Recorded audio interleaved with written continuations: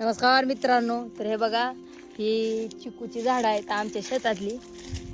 हे जी कहाणी मी तुम्हाला सांगते. हे बघा इथं चिकू ह्याला भरपूर आलेला आहे. हे बघा. तर कहाणी अशी जी आहे मित्रांनो की आमचे आजोबा म्हणजे माझ्या आईचे वडील, तर ते ना हे त्यांचं शेत आहे 3 एकर. हे पाण्याचं शेत आहे. तर ना म्हणजे लेकरांना किंवा नातवंडांना फळं आणायची त्या जमान्यामध्ये एवढं काही पैसे नव्हतं, गरिबी होती. तर मग माझ्या नातवंडला लेकरांना खायला व्हावं म्हणून त्यांनी जांभळाची इथं जांभळाचं झाड लावलं.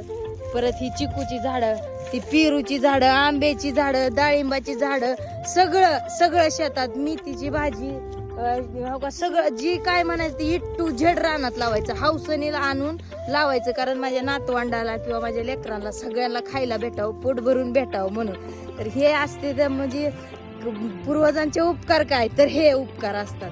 तर आम्ही कधी बी आलो ना तर ह्याच्यातलं खातो आणि ह्या